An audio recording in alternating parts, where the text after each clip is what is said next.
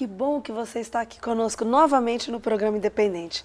O assunto de hoje é muito interessante. São pessoas que têm dedicado a sua vida por uma causa, né? São pessoas que, alguns tiveram problema com drogas, outros não, mas que vivem sua vida em função de ajudar as pessoas a saírem das drogas ou a não entrarem nas drogas. A Laila Mafra e o Arlen, um casal que tem um projeto maravilhoso pelo Brasil, que vocês vão ver. E o Ricardo Blanco. Ricardo Blanco.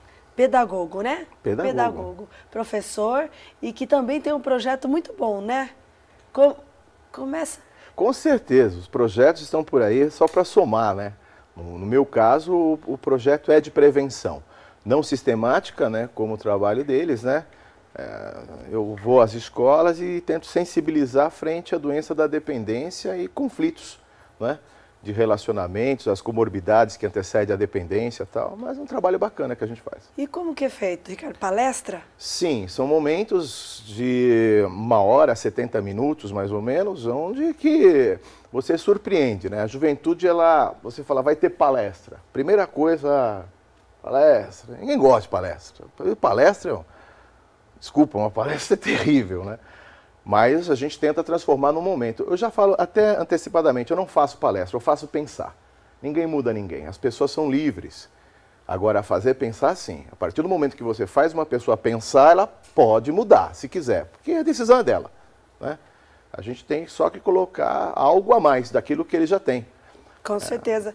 E faz com que eles reflitam, né, Ricardo? Com certeza. A tendência, pelo que se percebe hoje, é levar essa juventude à experiência com drogas, com álcool, né? As escolas, os projetos, temos que trabalhar com algo a mais, né? Dar a eles uma reflexão, né? Para que eles tomem uma decisão não tão nociva. Sim, inclusive está aqui conosco hoje no programa Independente o grupo de jovens Ágape, já tiveram antes aqui no programa Independente, uma delícia estar com vocês e vocês ficam livres para fazer pergunta, tá? Levanta a mão, já tem alguma pergunta já para o Ricardo? Murilo tem, né, Murilo? Ainda não? Daqui a pouquinho, né? E a Laila e o Arlen, é um casal, conta um pouquinho sobre a história de vocês. Primeiras mulheres não, né? Primeiras mulheres, conta.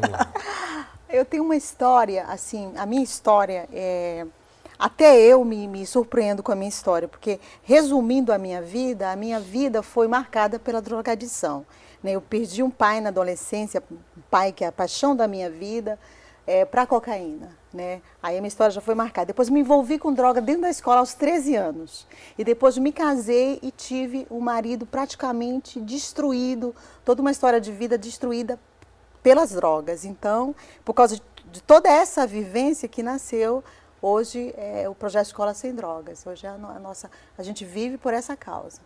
Interessante, né? Parece que passaram por isso para ajudar tantas outras pessoas, né? E você é o marido que ela falou, né, Arlen? Então conta da tua história. Então, eu tenho... a minha história é uma história de paixão pela minha família, né? Um empresário, um médio empresário, bem-sucedido, que tinha conseguindo responder às demandas da minha família, meus filhos e a minha esposa, meus filhos já crescendo. E uma história de amor, de paixão, de boas intenções, né? Queria realmente ser um bom pai, um excelente marido. E aí a droga entra nesse contexto, né? Em toda essa...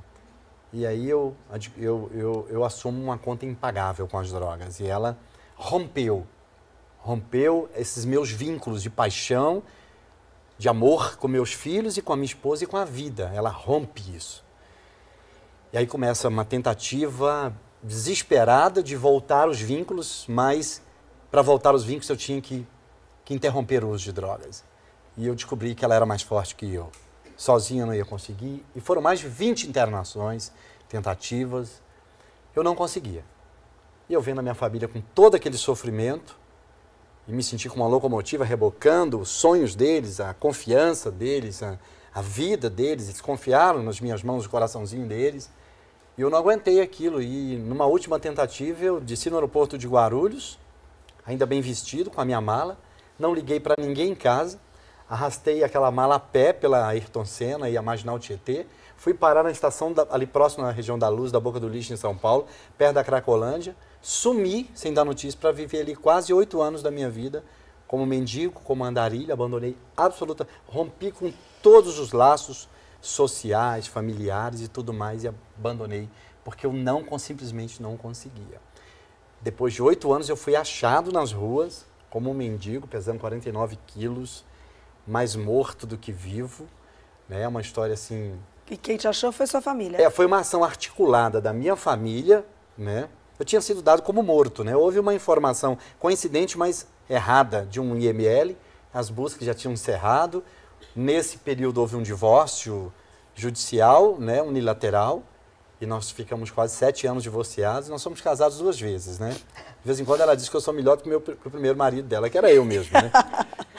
Que bom, né? Então tá melhorando. E aí uma ação articulada de uma instituição, né? Na Cracolândia. A Cracolândia tem... Basicamente, eu identificava 3 instituições que trabalhavam lá. Uma missão chamada Missão Sena, né? Um trabalho católico muito bom, a Toca de Assis, os irmãos franciscanos estão sempre lá, e um trabalho batista chamado Cristolândia, um trabalho social. E aí começou o processo de volta, de tratamento, de recuperação, de reinserção, da volta dos vínculos, né?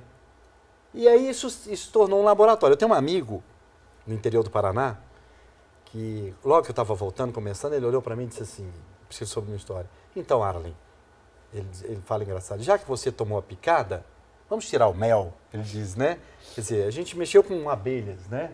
E tomamos picadas, que é a droga. Vamos tentar tirar o mel para não sair só com a picada? E o mel hoje é que a gente empresta a nossa história e reparte a nossa história, a nossa experiência, porque teve problema com filhos, vínculos rompidos. Então, tudo isso a gente empresta para as escolas. Eu descobri que a grande consequência das drogas não é só a questão da morte, que você fala isso para um adolescente é complicado, morte não passa pela cabeça dele. É que em qualquer momento da sua vida, de 5 anos a 500, ela vai romper você, te separar das coisas e das pessoas que você ama. E uma criança de 5 anos ama coisas e ama pessoas. E uma pessoa de 100 anos ama coisas e ama pessoas, dentro do contexto dele. Com certeza. E, Ricardo, e você acha que tão bonito tudo que ele falou, né? Toca a gente, né? Toca profundamente. Fiz do meu lixo asfalto para os outros passar. É uma história. E realmente tem que colocar, porque são poucos que conseguem, né? São verdadeiros heróis, não é? No dia a dia, administrando o fator e o gatilho que está aí. Essa doença está aí, está na cabeça dele, está anestesiada. Se ele tomar um copo de cerveja, com certeza ele vai voltar ao crack rapidinho. Então ele sabe disso, ele administra essa recuperação. E o importante é isso, né? Colocar isso não como algo assim, eu não sou culpado pela minha dependência, mas sou responsável pela minha vida nova, pela minha recuperação. Muito melhor falar assim, né? É bonito isso, até para a juventude, né? Eu tenho certeza que eles têm alguma pergunta, porque quando você fala de uma conta impagável, né? Que as drogas deixam, realmente impressiona, né? Quem tem pergunta? Pode falar. Então, você sendo assim um profissional bem-sucedido, dando conta de manter a sua família, ser feliz no casamento, eu queria saber o que te levou a envolver com drogas. Então, eu viajava muito. E eu viajava de carro. Eu comecei a ter muito sono na estrada. E me envolvi em alguns pequenos acidentes.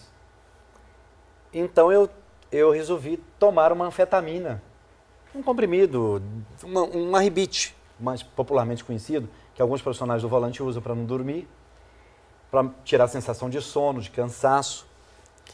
Mas não sabia que eu tinha esse apetite voraz por drogas. Até então eu não sabia que a coisa era tão séria.